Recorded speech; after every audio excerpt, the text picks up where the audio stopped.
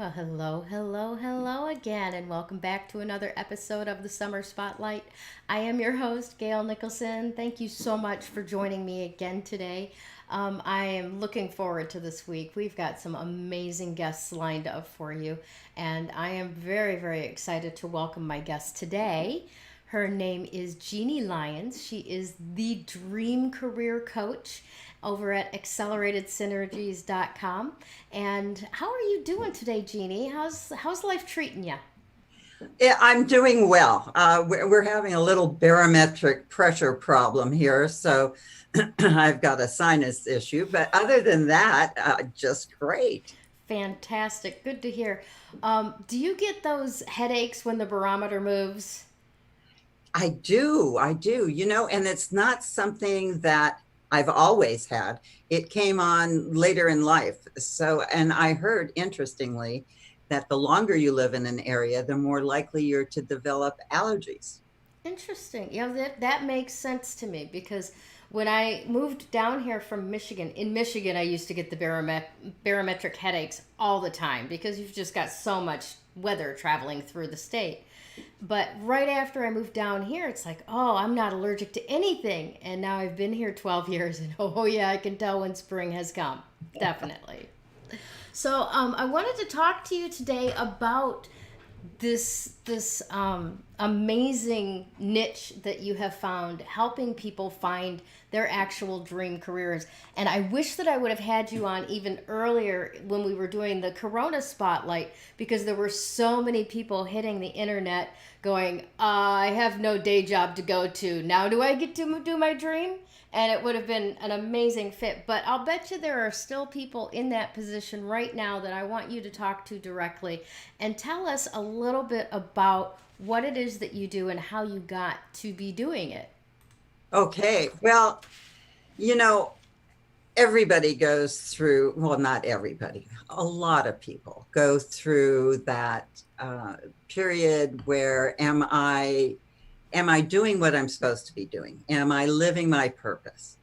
And I had my dream career. I really thought I did, where I was paid to travel around the world on a first class expense account. And that was fantastic.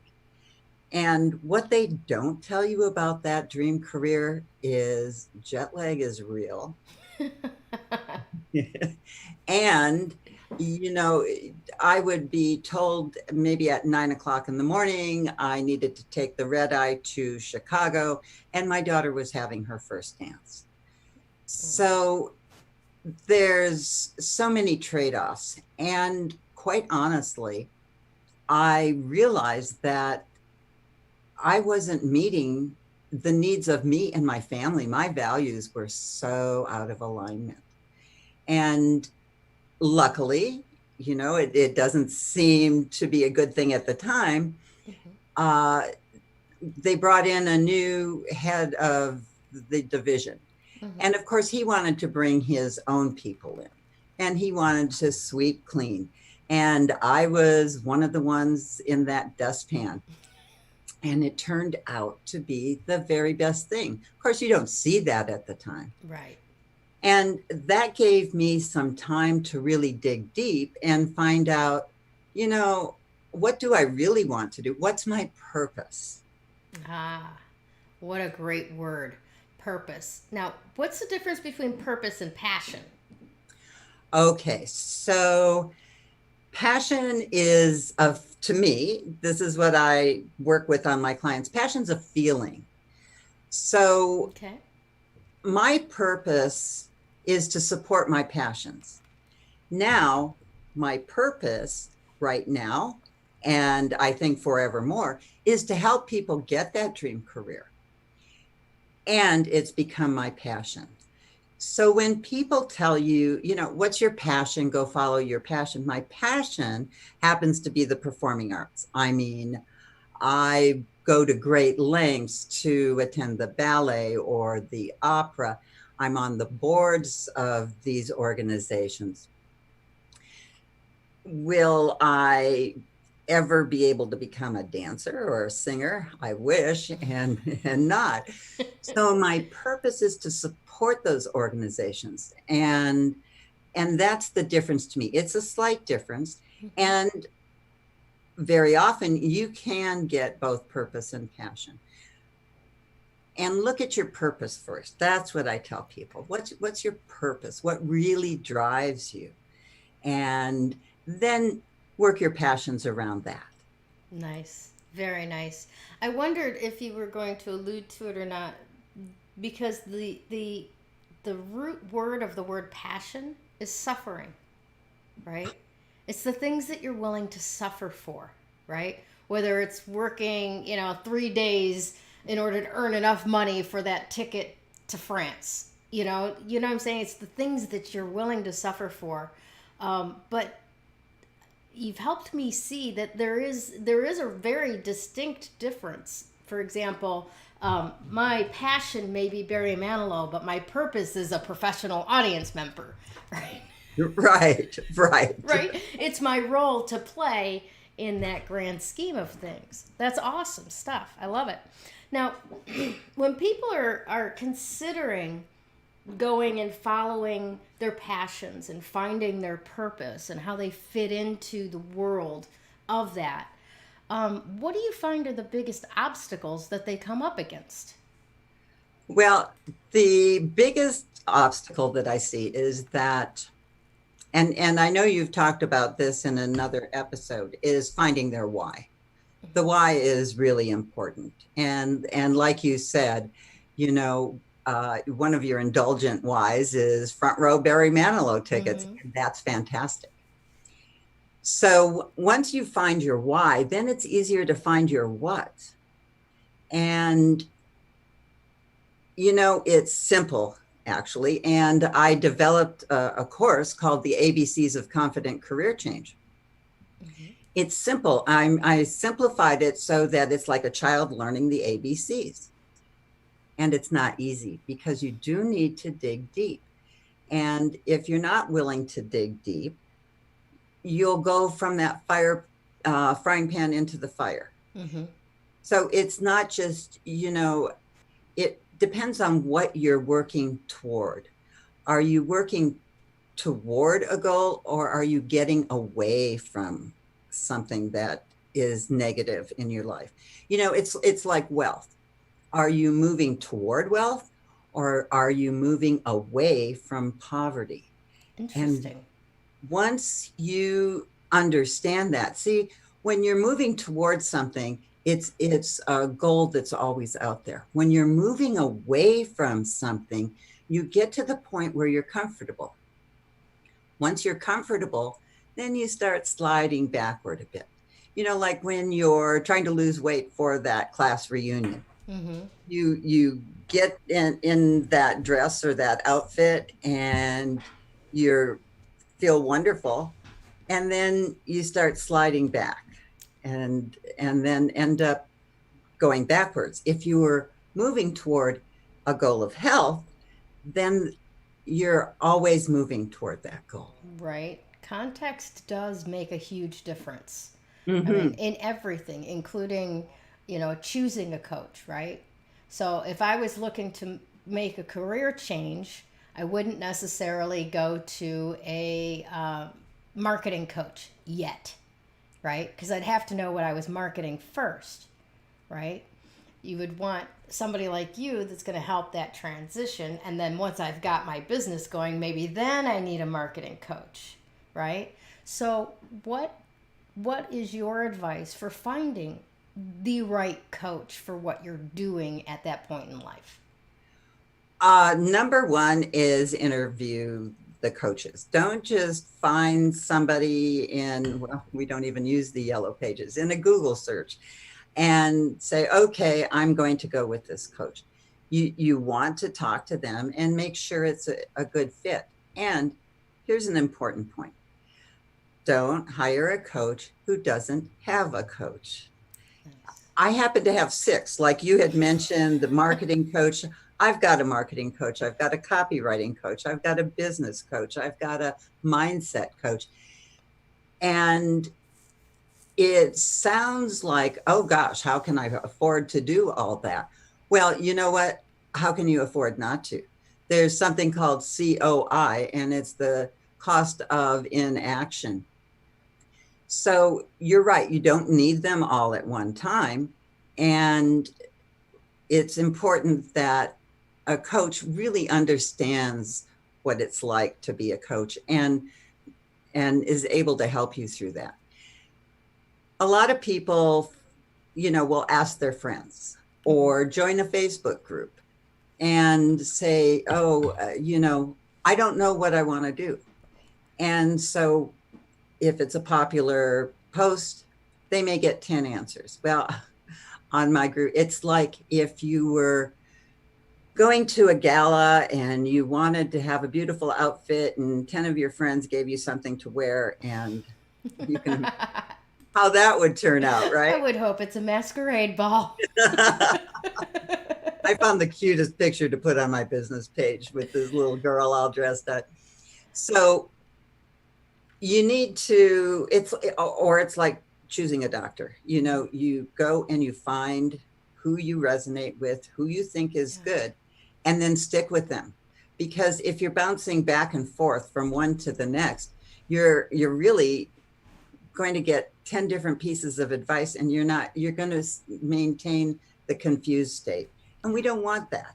Right. So find somebody and interview them, find somebody and stick with them for a while. My coaching packages are a minimum of 3 months, because it's going to take that long to be able to dig deep and go forward. I would imagine so, especially if your client is in a situation like you were in, where you were suddenly let go from a job that, yeah, there were costs and trade-offs, but it was fulfilling certain parts of your life, right? And it's a sudden shift. There's grief to be had in that and experienced, so it does take a little bit of time. Now, do you find grief to be like a problem with the people that you coach, or if not, what is the biggest problem that you find with your clients? Well, the biggest problem I would say would be fear, and grief definitely plays a huge part in it. So in ABCs, Y is for you and I is for identity. So when you lose that job, so many of us tie ourselves to the identity. It's our ego. And what do you say when you go to the cocktail party and someone says, well, what do you do? Right. We are judged by what we do, aren't we? Exactly. So you're grieving a part of yourself that was that identity. And for 10, 20, years. And now you need to find out, who are you? And so we do dig into that. And one of the things I do, I have a very scientific background. So I have, was brought up in, you do 1, 2, 3, 4 and get the result of 5. And then when I had the advantage of being able to really do a deep dive, I found out that there are more holistic ways to look at things. So one of the first things I do with my clients is to get rid of that old baggage, the anger, sadness, fear, and guilt, so that they can move forward. And it just helps that grief process so much. It sounds like it. It sounds like a lot. Now, do you also help people like start a business if that's what they want to do, no matter where their purpose may be, whether it's working for another company or starting a business on their own? You work with both types? Yes, because if that's their dream career, and depending on what we find out, what their why is, maybe it's better for them to have their own business if autonomy and independence and freedom are important to them. So we do take a look at that. And the one thing actually that I do that I think is different than a lot of coaches is, depending on what your end result is, sometimes you may be better off just staying where you are. Interesting. Have you had clients that was the case for? Yes, yes. And, it depends on how much longer you have to work. Do you have 20 years left? Are you planning on retiring in 2 years?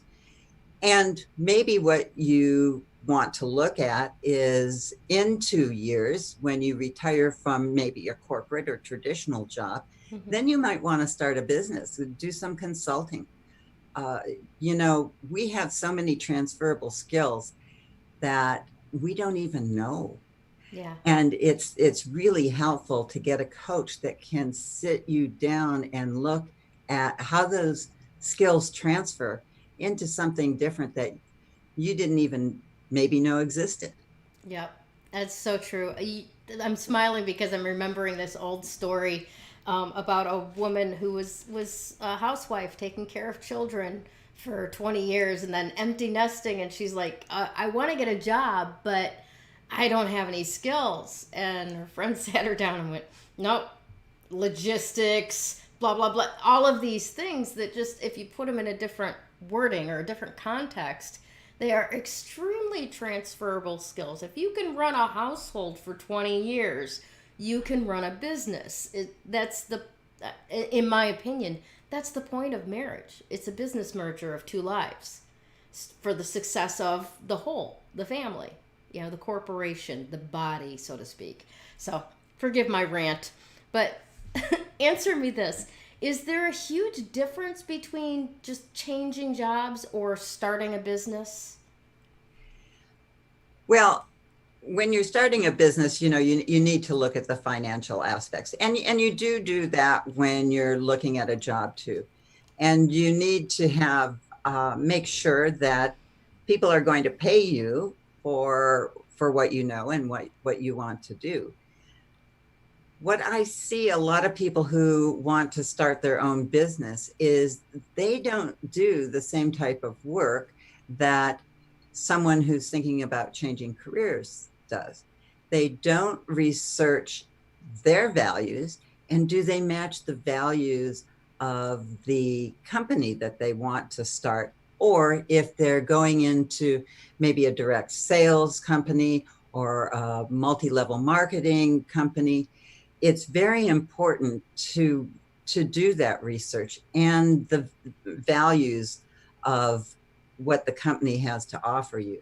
So it's very parallel in many aspects So to what you want to decide to do. cool. So it's making me wonder, values. What do you mean by values? Now, I'm assuming that you mean, for example, that your values are, I want to be there at my daughter's first dance recital, and the company's values are, no, we need you there, not there. That type of values, is that what you're talking about? Yes, there are like 6 core value areas in your life. Career is one, financial, spirituality, self-development, education, relationships, family, and health. Mm-hmm. And so I take my clients through a process where they just, spew forth everything that's important to them, say in their career Mm-hmm. or with their family. And then I have them narrow it down to 5, because the values are beliefs that drive our behavior. Mm-hmm. And it's usually the top 5 that do that. And I'll be totally honest with you. This is not something I'm proud of, but my career value was ahead of my family value at the time. Mm-hmm. I was making good money, and I thought, oh, the money is going to offer my children these advantages. Mm-hmm. So that was outweighing that. And uh, I was out of balance, terrifically out of balance. So you want to not have a flat tire on your values wheel. You want to be able to have balance with all of them, or something's going to suffer. And even though I've gotten rid of a lot of my anger, sadness, fear, and guilt, I Mm-hmm. still have a tad of guilt about that. Yeah. Yeah, I think as moms, there are always going to be things where I made a choice. It was the right choice at the time, and I wish it hadn't had to go that way. Mm-hmm. Yeah, Yes. yeah, yeah. I have that with my girls too. you know, at one point I was working a job for a moving and storage company, and during the summer, you're there from sunup to sundown. And even though I wasn't on the trucks, I was in the office. As a dispatcher, I've got to be there for my driver, and yeah, there were a lot of times that my kids were having to go over to the friend's house and have dinner with their buddy and that type of thing, and it's still to this day weighs on me. It Mm-hmm. really does. So yeah, I see your point. Now, talking about people that are actually looking towards shifting jobs, right? And right now, I mean, in my area, I see a lot of. Yesterday, we saw a sign for a fast food restaurant now hiring $13 an hour. Okay, and here in Arizona, that's going to go up to 15 in another couple of years. So there may be a lot of people right now that have already gotten their notice that our brick and mortar business is not going to continue on. And they may or may not be dealing with unemployment. They may be trying to figure out what do they want to do, and they don't really want the sun up to sundown responsibility of starting a business. For those people, what advice would you have for them going into a job interview in this climate? And what are the biggest mistakes that people tend to make in job interviews? The biggest mistake I think that people make is not in researching the company. Mm, One of the most common questions is, why do you want to work here? And, how are you going to answer that if you don't I know? like food. Yeah, right, right. I just need the money, damn it. And you know what? There's nothing wrong with that. Take a look at your values. Money isn't a driver for everybody. Right. I had a client who, oh my gosh, money was his very top value. It overrode everything else. And now I'm digressing. I'm sorry. No, you're fine. So so you need to know about the company. And if you don't research it, do you know if you want to work there? And that's a big mistake. Most of us are at this point in time, because of the tenuous nature of the economy. It's wanting to go out there, throw a handful of spaghetti on the wall, and see what sticks. Yeah. Yeah. I would support that, in that never go into an interview feeling desperate, like I have to have this job. And I get it. Sometimes that's the only way we can be. That's what we are in that moment, is desperate. We have to have a job. Um, but the mindset when you're going in to negotiate a new position, please don't come from desperation, because that will just cause suffering. Would you disagree? No, I don't disagree at all. And in fact, that's one of the biggest mistakes I see people make, is that they're coming from a place of desperation. And you cannot make good decisions if you're coming from a place of desperation. You don't even make a good decision on what to have for dinner, maybe. You're just desperate. Right? Hungry, looking in the pantry, those Cheetos look real good. So so do what you need to do to get out of that feeling of desperation, because you know what? It shows. Mm-hmm. So when you're out there talking to a potential employer, they see that you're desperate, and they see how that's affecting how you're doing in the interview. Mm-hmm. So that's my biggest. And there are lots of tools. I know you work with energy too, Mm-hmm. I do. and there are lots of tools that you can use to be able to get rid of that feeling. One of the tools that I used to use with my coaching clients, inside of a certain context structure back when I was working for another company. I would clear them before they had to go into sales meetings, right? So literally, they would stand in front of me and tell me all of the stuff that was circling around in their head. And when they were done, I'd be like, "Okay, I've got it. It'll be here when you're done if you want it back." And they'd go off clear as a bell and go do their sales conversations. And that simple thing of just leaving your concerns with somebody else for a while, you know, is amazing in how it can shift your energy and you have more success because you're not distracted in your head. You're able to be present. And I think especially for interviews or sales conversations, presence is key. Would you disagree? Oh, no, I don't disagree at all. And what a lovely thing that you did for these people, because that gave them the confidence to move forward. And that's the other thing, you know, when you've got the desperation and the negative self-talk going on, you can't move forward in a positive manner, and it's not going to be successful for you. There you go. Now, resumes, going in for the interview, preparing your resume, what are the big mistakes and pitfalls that people should be aware of and try to avoid? Okay. And I think a lot of people know this by now. It's difficult to get a resume seen in front of human eyes because there's something called ATS, the applicant tracking system. So if you don't have the right keywords for the job, it's not going to make the cut.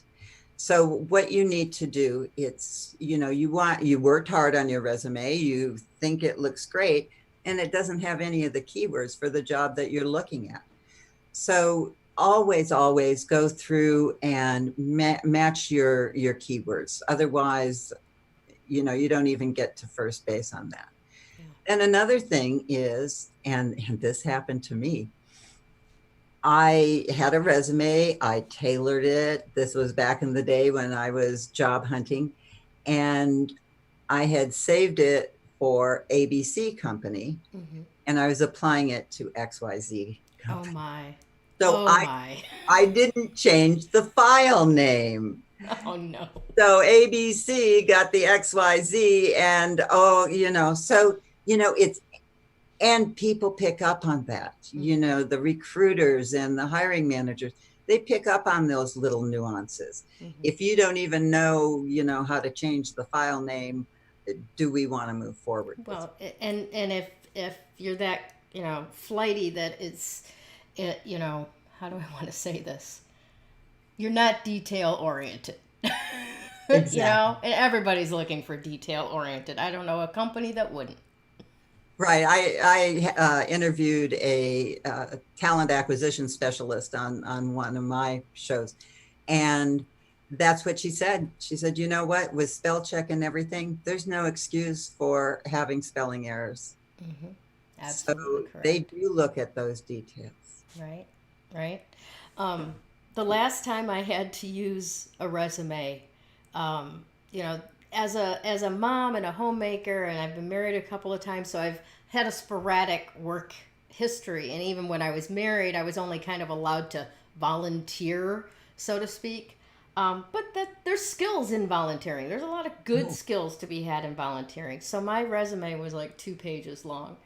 And I went to a friend who was actually helping me get this job, and he looked at my resume and he X'd out like everything except for like 3 things, brought it all down to one sheet, and I went for the interview and I gave him the resume and they went, oh, okay, thanks, and put it aside because they were just, so there's a lot to be said for, I would say, engaging your network of people, because in my experience, having a person introducing you to a person in the company is 1,000 times easier to get the job than going through those TAS systems, even if you have the right keywords. What do you think? You are so right. And there is a statistic, and 80% of jobs are gotten by networking and not by sending your resume in. You know, so you want to network, you want to build your network, and it may be a little more challenging right now because, you know, we're not able a lot of times to meet in person. However, the Zoom meetings can be great because I am in a group, and for instance, I think that's how I met you. It is. Right. And I go to meetings in Austin, Texas, and Seattle, and even the greater Boston area. So take advantage of those. And you know, if you're an introvert, uh, just sit there quietly until you start to get the confidence that you need. Most people are really want to be helpful.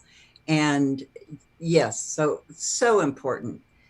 And I've heard this, well, probably 90% of the jobs I've ever gotten have been through networks and being recommended by someone who works there.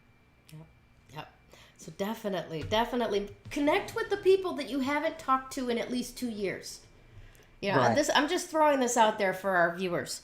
Just take a couple of hours and go through your phone list and just call up and say hi to people you haven't talked to for years. That'll make it a whole lot easier that when you find somebody that's, you know, has a connection that you need, that you can pick up the phone and talk to them too.